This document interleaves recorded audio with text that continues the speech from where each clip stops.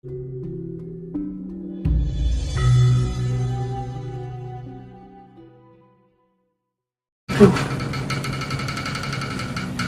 orang yang bekerja mati-matian di masa hidupnya, habis itu akhirnya sakit dan meninggal.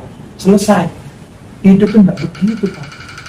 Surga itu saat sekarang langsung dijelaskan itu langsung Budi. Hidup itu yang versi Kanjeng Budi, yang ideal itu gimana? Bagi saya ideal itu nikmatin momen hari dimanapun Anda berada. Itu nikmati.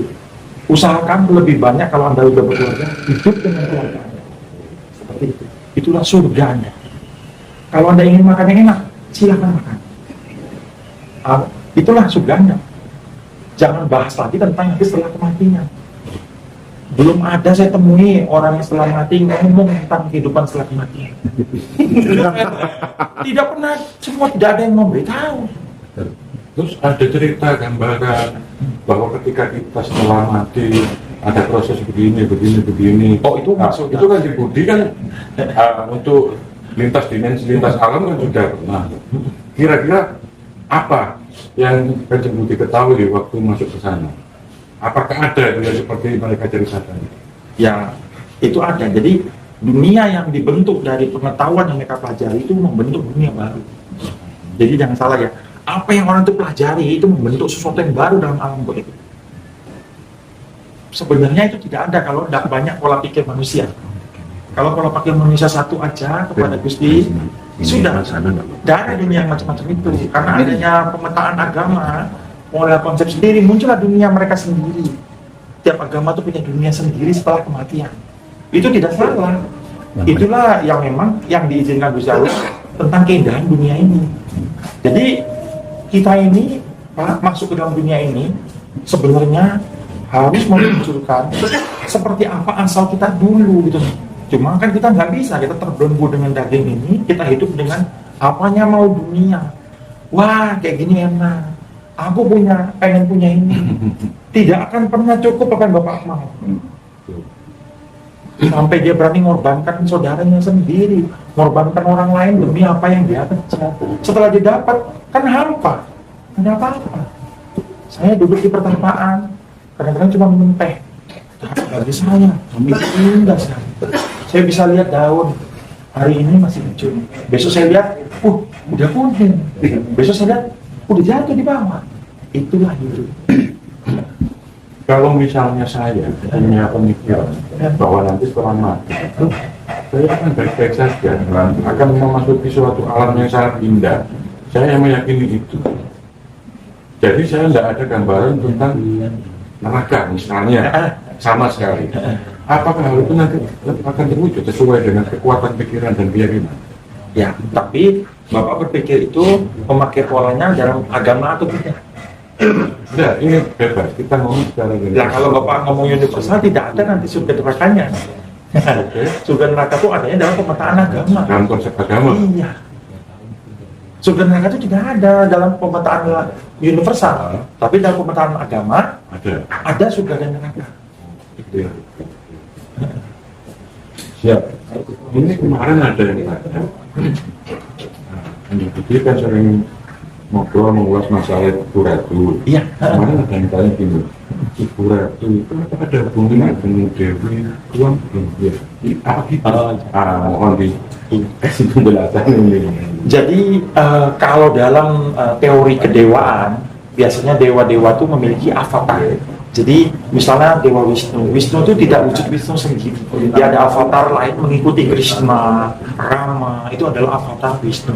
Jadi beberapa golongan. Jadi Dewi Kuan Yin itu harus tahu dulu latar belakang Dewi Kuan Yin. Dewi Kuan Yin itu belum mencapai titik kebudaan yang sempurna. Dia masih dalam masuk bodhisattva. Jadi masih satu level di bawah Buddha. Iya, jadi Dewi Kuan Yin itu kalau menurut sejarah di Cina sana, dia tinggal di laut selatan di sebuah pulau. Di laut Selatan di sebuah pulau Dewi Kuan Yin. Nah, di tanah Jawa, Yogyakarta ini ada sebuah candi yang orang mungkin tidak jarang mengunjungi, orang nggak nganggap suatu candi yang berharga. Itu adalah candi sangat berharga, disebut Candi Karasan. Candi Kalasan itu adalah tempat di mana Dewi Tara atau air matanya aloe vera membentuk wujud manusia karena kesedihannya lihat penderitaan manusia yang ada di bumi. Candi Tara Candi Kalasan itu di atasnya ada stupa, ada sekitar 51 stupa. Di situ adalah relik tulang dan itu abu dari para biksu-biksu dari zaman masa Salendra dulu ditaruh di atas. Nah anehnya kenapa tidak disebut Candi Dewi Tara, tapi disebut Candi Kalasan. Itu. Jadi banyak rahasia di balik candi itu.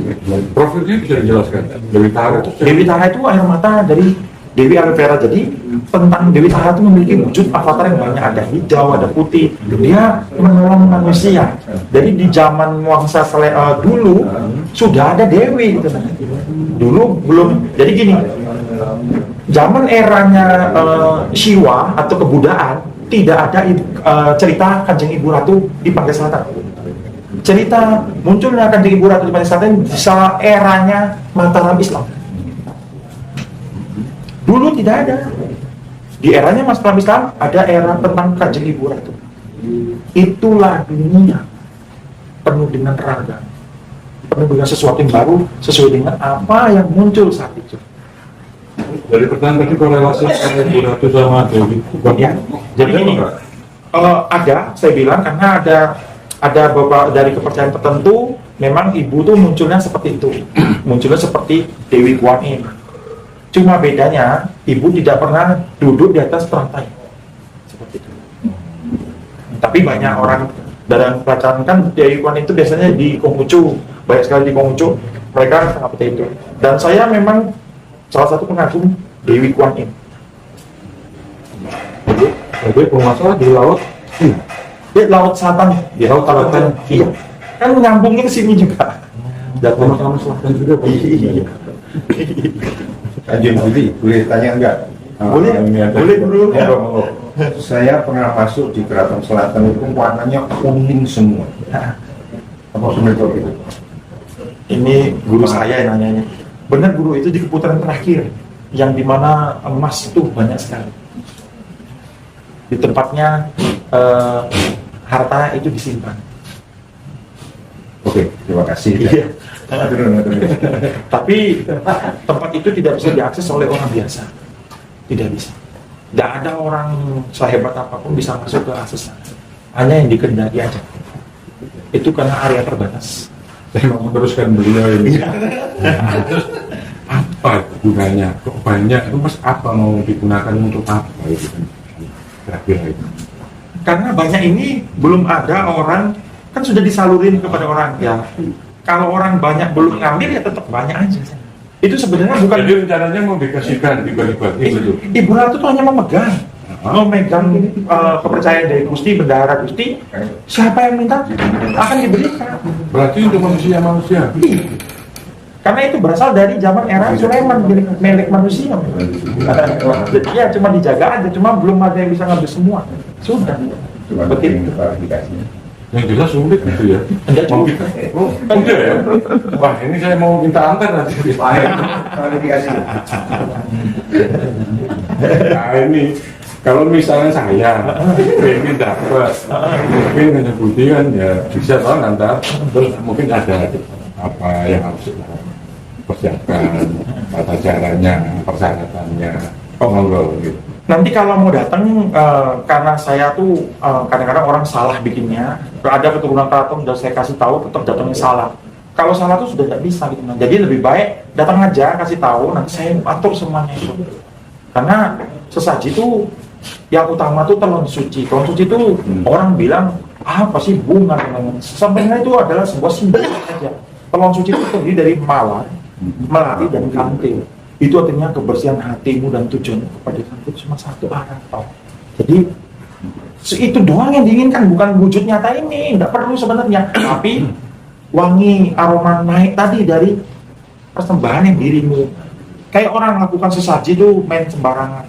Saya pernah ditegur sama yang Semar waktu saya ngasih kinangan. Saya kasih kinangan, saya kasih kinang ke sesaji. Lalu tiba-tiba yang Senal bilang, "Iki opo?" katanya. Saya bilang kinang. Iki bukan kinang. Katanya gitu. Lah, maksudnya kinang tuh Bu kasih yang terbaik itu loh, maksudnya cari ciri yang terbaik. Kamu saya aja nggak mau nyentuhnya gitu. Jadi saya dari situ saya mengerti, oh ternyata simbolik ini harus yang terbaik, ini simbol padahal. Gitu. Kadang-kadang manusia kan begitu, maunya asal-asalan dapat untung yang besar. Itulah egoisnya manusia. Makanya saya meditasi Pak, untuk menghilangkan keegoisan manusia, keinginan manusia. Saya harus bersyukur dengan apa? Kayak baju saya udah berapa tahun, 3 tahun. Saya bersyukur nggak rusak-rusak. Untuk yang datang ke sana setelah membawa persyaratan ya diperbat persentase keberhasilannya apa, ada faktor yang menentukan itu apa? Makanya saya sebagai juru kunci itu kan biasanya melihat dulu orang itu, saya ngobrol dulu. Kalau dia ada sesuatu, tak beresin dulu satu-satu. Jadi supaya kalau enggak tuh doanya nggak masuk, doanya dia. Saya hanya ngelapor aja. Apa yang jadi masuk itu doanya? Manusia itu punya hati tuh kadang-kadang pokoknya berhubungan dengan berhasilnya dia untuk merugikan orang lain itu tidak bisa. Keserakan dia untuk menyakiti orang tidak bisa. Gitu. Jadi tidak seperti yang orang cerita lah katanya ibu itu. Orang-orang kan ditanya aja nakut-nakutin kayak segala macam. Dituduh-tuduh kan ibu tuh untuk pesugihan apa itu. Kamu pun tidak tahu karena nggak ngerti. Saya ikut menyerahkan itu. Saya tertarik dengan Kinang Sirihayu. Ada satu foto kembang Jawa yang mengatakan Kinang Sirihayu itu berkalung. Apa itu?